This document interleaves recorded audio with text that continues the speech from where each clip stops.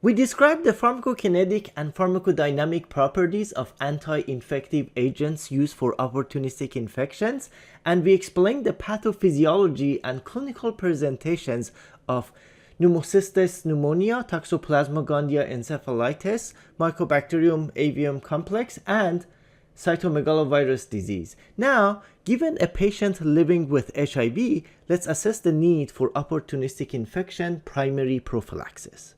Let's take a look at PCP primary prophylaxis. Primary prophylaxis means that we are preventing PCP for the very first time. So these patients living with HIV have not had PCP previously.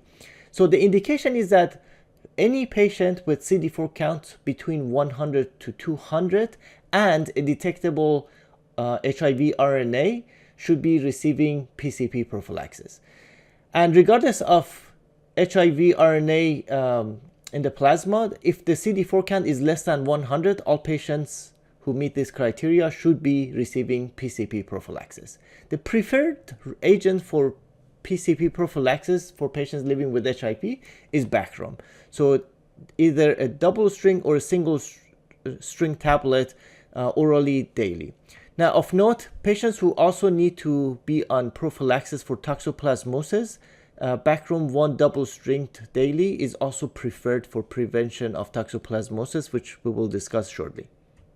Speaking of toxoplasmosis, when we choose alternative agents for PCP prophylaxis, we need to consider whether they cover toxoplasmosis or not, because if the patient also needs toxoplasmosis prophylaxis, we need to choose an agent that also covers that. So alternative agents for PCP prophylaxis that also covers toxoplasmosis include alternative dosing of trimsulfa, so essentially 3 times weekly, dapsone in combination with pyrimethamine and leucovorin, that are, the dapsone part is daily and pyrimethamine part is weekly. Dapsone, pyrimethamine, leucovorin, the entire thing weekly, or atovaquone suspension given daily with food. So these are alternative, and they also cover toxoplasmosis in case the patients need it. Now, other alternatives that do not cover toxoplasmosis include dapsone monotherapy. So this is given either once a day or twice a day daily, and pentamidine, either aerosolized, specifically via Respigard 2 nebulizer every month, or given every 28 days as an intravenous injection. So these 3 regimens do not cover toxoplasmosis, so it's important to consider that in case the patient also needs coverage for toxoplasmosis, they need additional agents. Now, primary prophylaxis should be continuous until the patient's CD4 count goes over 200 for at least 3 months as a result of initiation of ART. Or if the patient's CD4 goes between 100 and 200 and the HIV RNA level is undetectable for at least 3 to 6 months. Now, we have a lot of options on this page. So let's take a look at Bactrim, for example. So we have double string daily, single string daily, and then less frequent dosing. So in general, it's best to use the highest tolerable dose to maximize the efficacy. So if the patient cannot tolerate double string, single string can be used, and if that cannot be tolerated due to adverse effects, then we can use less frequent use of trimsulfa or other agents. In general, things like fever and rash are less likely with lower doses of Bactrim, whereas if the patient has more severe adverse effects such as Stevens-Johnson syndrome, then Bactrim actually should be discontinued and not reintroduced, so other agents should be used for such patients. These alternative agents are also listed in order of preference. For example, atovaquone is listed last. Atovaquone has unpredictable bioavailability, it's expensive, and it has a bad taste.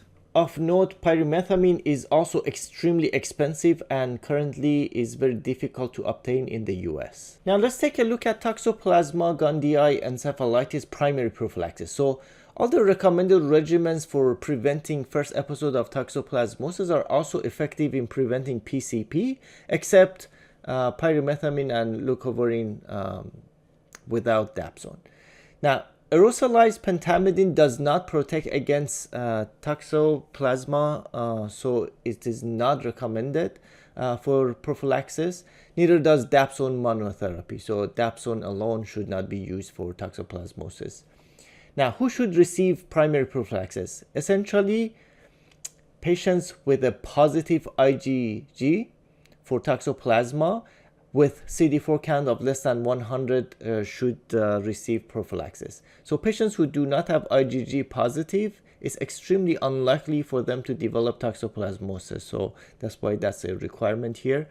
So if somebody's CD4 is less than 100 but their IgG is negative, they don't necessarily qualify for primary prophylaxis. The preferred regimen for primary prophylaxis of toxoplasmosis is a double strength Bactrim. So trimsulfa, 1 double string daily. And then the alternatives include lower doses of Bactrim, so either double strength 3 times a week or a single strength daily. Dapsone in combination of pyrimethamine and leucovorin, and either in daily or weekly form. Atovaquone is an alternative, and also as a last resort, pyrimethamine plus leucovorin.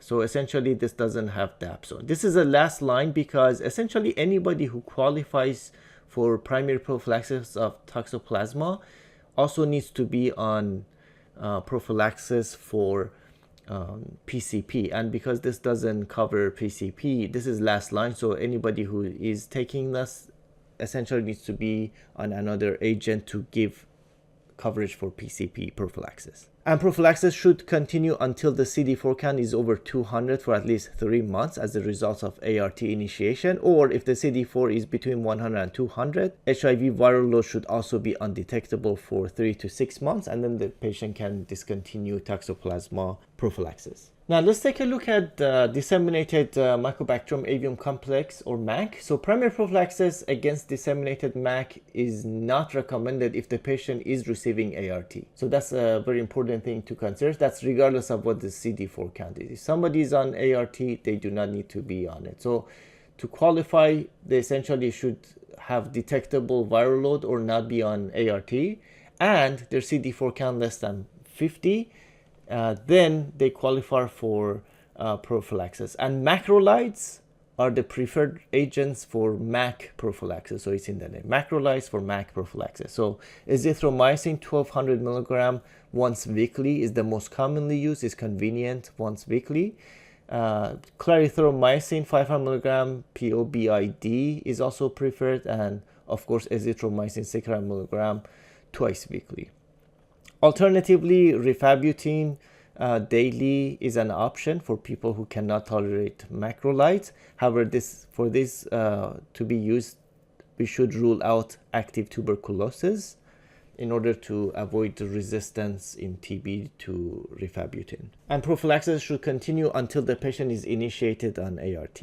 For prevention of CMV end organ disease is best prevented using ART to maintain the CD4 count over 100. So using viral agents like valganciclovir for primary prophylaxis is not recommended, even in patients who have CMV viremia. Now, since these patients could have CMV viremia and not receive valganciclovir, it is important to monitor for development of floaters or changes in visual acuity, because CMV can affect the eyes, and refer the patients to ophthalmology.